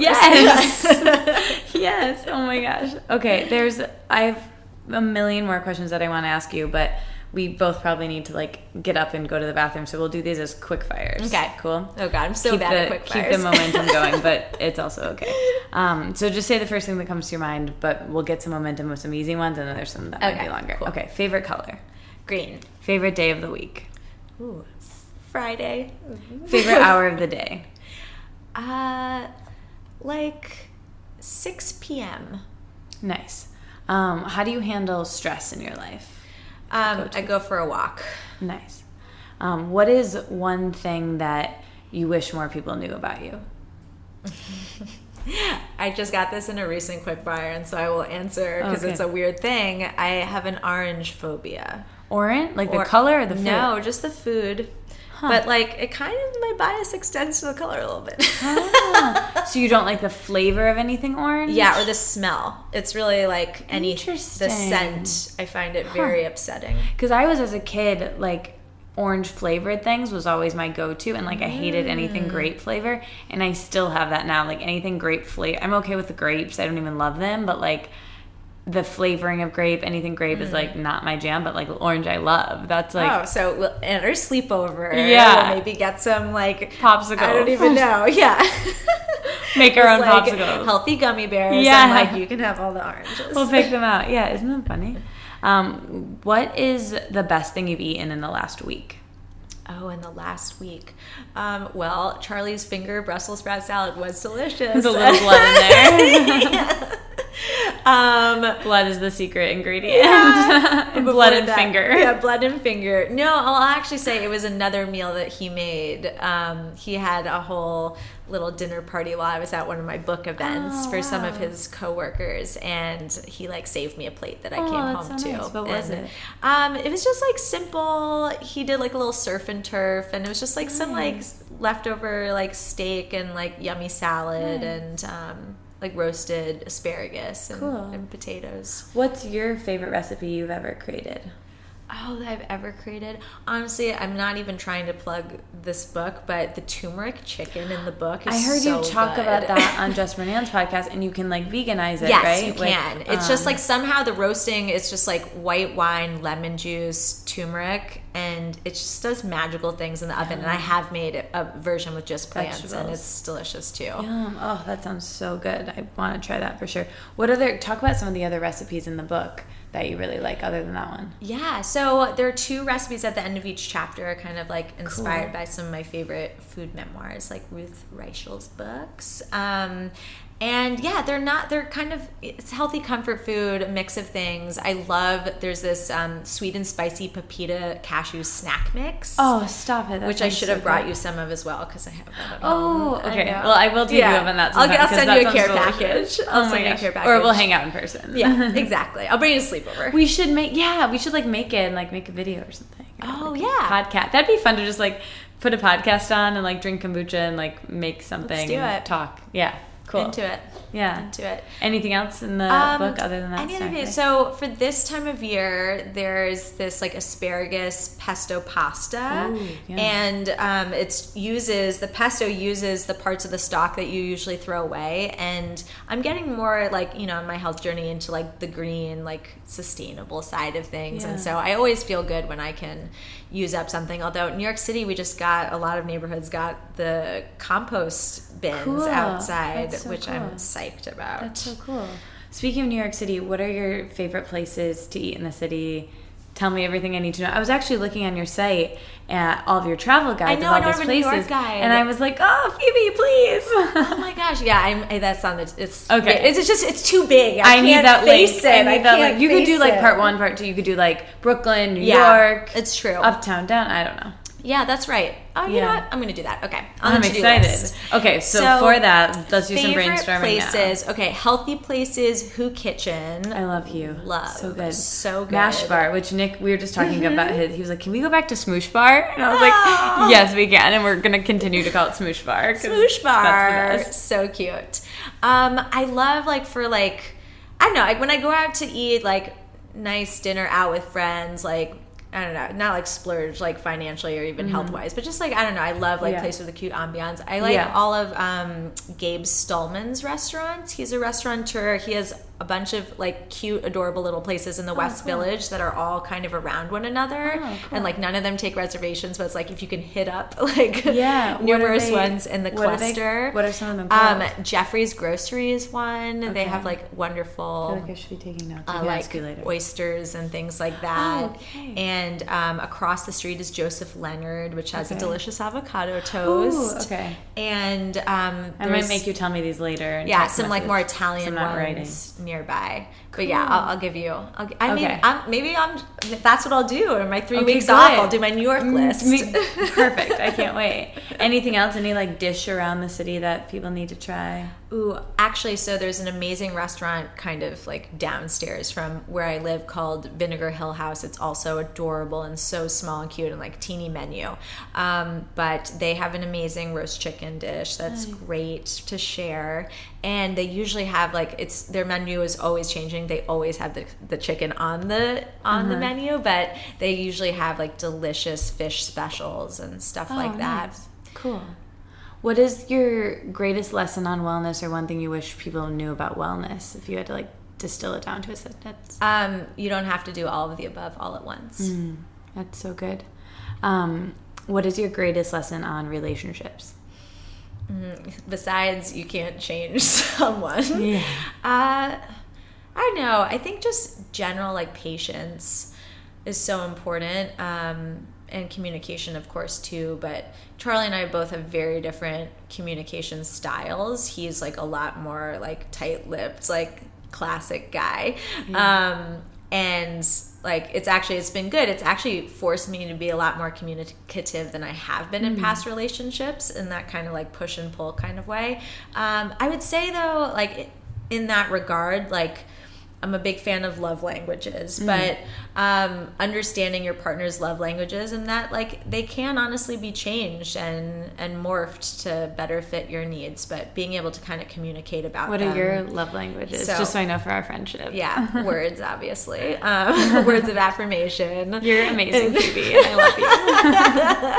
love you. Quality time. Perfect. Touch, and then like that's like all of them. No, then there's what's the other one? Acts of service.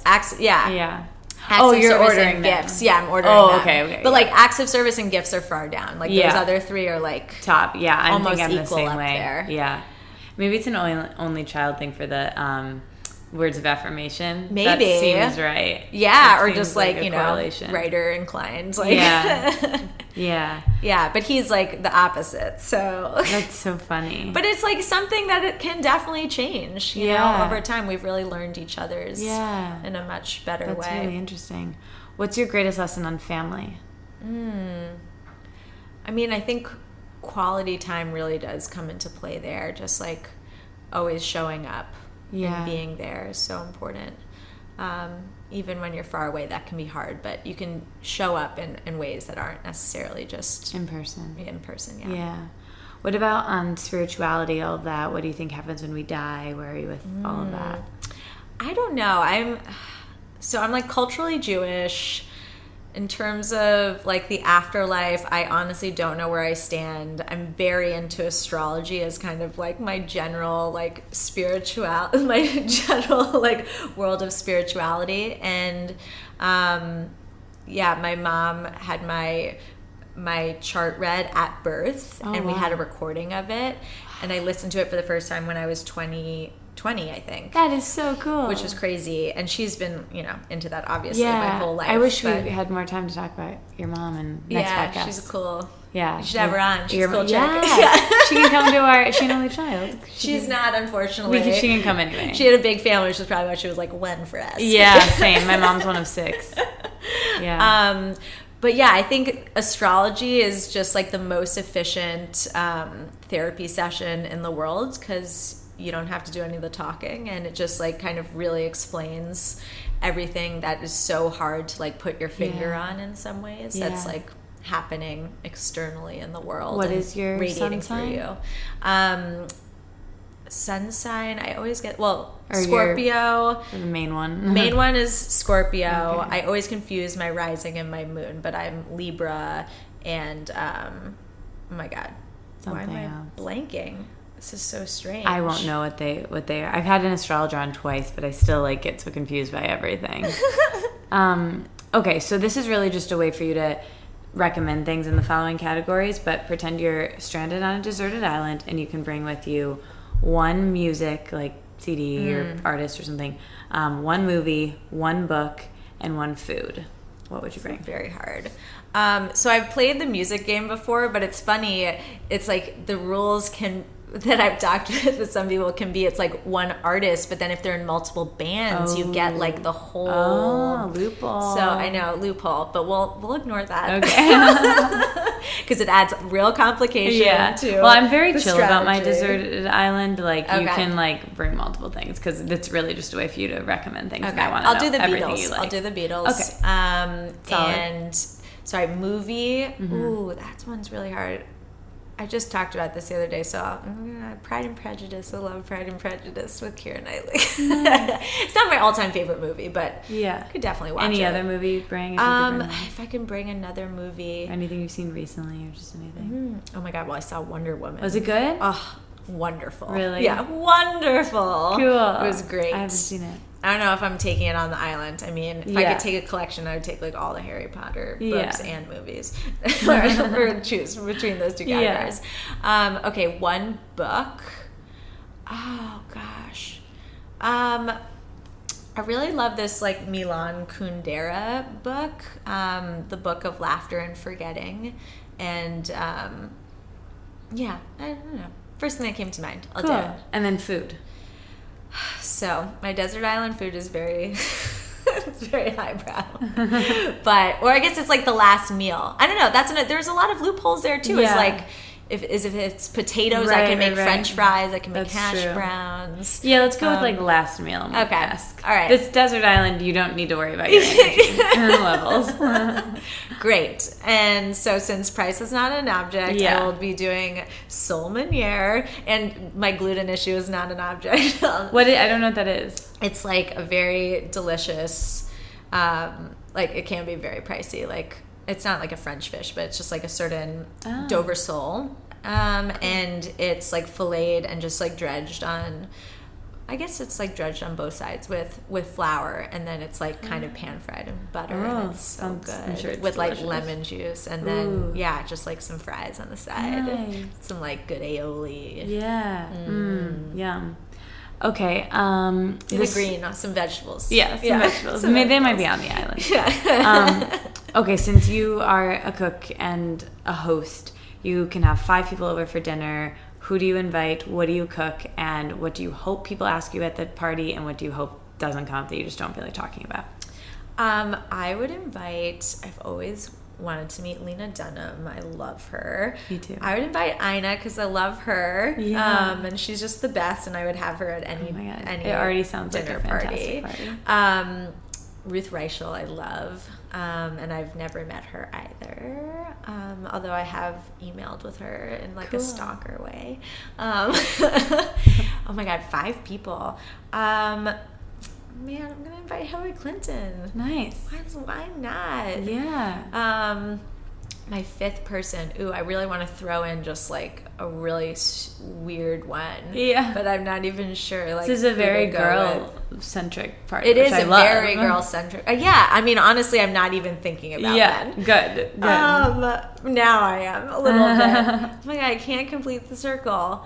I'll add Charlie. Yes, perfect. I'm happy to come as well. Great. Yeah, and you're invited too. Great. Oh, that's great. So what do you cook for us then? I'd make like a big homey tagine. That's like one of my favorite things to make, and I think like the Moroccan spices make it just interesting enough to like elevate it slightly. And I don't know, like some like delicious like rice pilaf or quinoa pilaf, and just like a giant salad. It's hard to think that. I mean, that's like my winter dinner party dish. It's hard right now because it's so hot out. I would probably do something like a taco bar or something like that. Again, like the personalization. Yeah, I love that. What do you hope people talk about, and what do you hope doesn't come up that people don't ask you about? Ooh, I mean, I do love hearing about people's childhoods and like telling stories from From childhood, I would say so. My dad I don't know if he invented the game, but it's called Secrets, and it's the best dinner party game ever. Tell me. I love like best like big group like away for a weekend party. But you just write down on a piece of paper something that no one else in the room knows about you, which I guess would probably be less fun for strangers. But like since this is such a group of creative women or like interesting women, hopefully they'd like rise to the challenge. Yeah. But yeah, and then you kind of guess whose is whose. It's really fun. And it would work because you know things about each of these women. Yeah, because they're public So figures. it would be fine. Yeah. Wow. But it's fun with couples because, like, you really have to dig deep. Fun. Oh, man, that sounds really fun. I want to play that. And a fun fact, I played with Charlie one of our, like, first, like, I call it our infatuation weekend because we weren't dating yet, but we, like, I was like, and I saved, probably this is like a huge hint that I had a crush on him, but it was at his house, and I saved all of the pieces of paper and I framed them for him. Oh. And so we have it in our bathroom above the toilet now. Oh my God. I can't wait to go to the bathroom at your house and read them. It's really fun. It's more fun for boys because like they're like facing it. They're like, what is this? Oh my gosh, that's amazing. I'm just going to spend a lot of time in your bathroom reading. Yeah. That's so cool. Okay, so anything that you wouldn't want to talk about? Honestly, no. Anything? Cool. Yeah. Open book. All right, so we did it. The name of the show is Let It Out. So when I offer that to you to let it out, do you feel like there's anything that you missed, that you wish I would have asked, that you wanted to talk about? Honestly, no, but I feel like that's a cop-out answer. Like, I'm really glad we got into the only child stuff. Yeah, I think get more into that. Fascinating. We can do a whole like episode on that. Yeah, and I mean, talking like the question of how many children did you have? Yeah, I struggle with that one. Yeah, but that's a whole nother. Let's go talk about that now. Yeah, we'll go let it out with some more kombucha. Tell people where they can find you. All the links will be in the show notes. But everyone needs to get her book. It's amazing, and I'm just so excited to know you and be friends with you. Thank you so much for coming on the show. Oh my God, thank you so much. And I'm psyched to have been able to do this in person. Me too. And like with this giant, beautiful microphone. It feels very high tech and professional. I know, and the sun is like beating on you now. I know. I've sweat through my shorts. It's cool. There are almonds in there. I know. I'm like making a pool of sweat right now. Okay, so you can find me at feedmephoebe.com. And you can find my book at feedmephoebe.com/book. / in the show notes. And follow her everywhere. Yeah. Her Insta stories are great. She'll even give you a knife lesson. Yeah, well, I don't know what this is going to go. So. Oh, yeah. Well, check her things for book events. Since the mandolin incident, I'm doing some impromptu knife skills tips. Oh, cool. Yeah. In my stories. And just keep in touch with her. And, we'll be back for episode 2 because I have more things I want to ask you. Woo.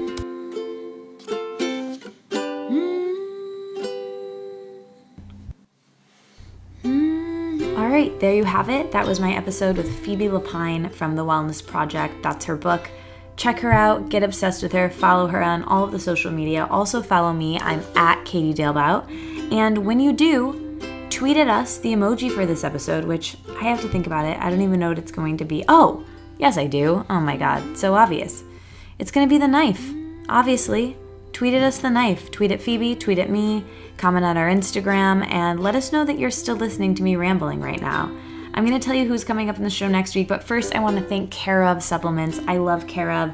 They are the supplement company that is the most innovative because they let you take a quiz online to find out what exactly your body needs, and they custom curate the supplements just for you, and they personalize them with really cute packaging and your name. So go to takecareof.com now to get your personalized recommendation, and then use the code Katie at checkout. That's KATIE, and that will get you 50% off your first order. And the great thing is you're also supporting the podcast when you do that, and I really appreciate it. Thank you to everyone who's left a review. It means so much to me. If you want to support the podcast, that's a great way to do it. Another way is to support our other sponsor for this week's episode, which is LBox. Thank you so much, LBox, for sponsoring the podcast. You are so innovative. You are helping women experience their periods differently, and you're using 100% organic cotton, nothing else in your tampons. No dyes, no synthetic materials, no toxins. Thank you, because that's important, because our bodies pick up everything through our skin, but really through our vagina, because in our vagina, it's super porous. So all those toxins, all those negative ingredients, they go right in. So you might as well use organic cotton if you can, and L-Box ships it directly to you. They give you exactly what you need, tampon pad wise, and there's other treats like really great teas and chocolates that they put into your box to help change the way you experience your period. And the best part about them isn't any of that. It's actually that they have, to me, it's that they have a first period box for girls getting their first period, because crazy statistic, 44% of girls don't know what's happening, and 60% of them are afraid. So help out a younger sister, a neighbor, a friend, a daughter, and get them L-Box. And you can get your first box free by using the code Katie. Again, that's the same code as Care of at checkout. So thank you, L-Box, thank you, Care of, and thank you for listening. Join the Facebook group. Follow me on Instagram. Comment with the knife if you're listening to this episode right now and you're still listening to me rambling. I promise I'm going to tell you who's coming up on the show next week, but I just want to ramble a little bit more and tell you about my weekend. I had a really great weekend, you guys, and I got to meet some of you, like Erin and Sylvia, who listen to the podcast. I was in Philadelphia. I just got back to New York a couple hours ago, and it was a great weekend. Franklin & Whitman is the skincare brand I love, and the founder, Chris, is the most generous person ever, and he brought me out to Philadelphia for their first event in their space. Him and his wife, Lisa, are just the most lovely people, and it was great. We did yoga and ate great food. I highly recommend visiting Philadelphia if you haven't already, and I'm going to be doing a live podcast there with him really soon in the early fall or the end of the summer. And also, I will be doing a live podcast in New York, in Brooklyn, in Williamsburg, at my favorite coffee shop, The End. It is the home of the unicorn latte. All right, next week on the podcast, I have a returning guest, Angie Cho, and she is great. She is an architect. She is an interior designer. She is a feng shui consultant. And she has helped me with all of my spaces because I'm a very spatially oriented person. And when I moved to New York, she completely helped me with my apartment here. So we recorded that live. We recorded our feng shui consultation. So it'll be a different episode. It'll be a unique episode. And I think you're really going to like it. But I love you guys. Thank you so much for listening. And I'll just catch you on the internet until I talk to you in your headphones next week. Share this episode with a friend if you liked it. That'd be so cool. I really want it to spread so I can do it more. And if you want to support the show, you can always Venmo me, because that goes right to the podcast. It goes right to Amanda, my producer, and I, so we can keep doing this, keep doing it more, keep doing live episodes. Thank you for listening. I'm going to stop talking now. Love you. Bye.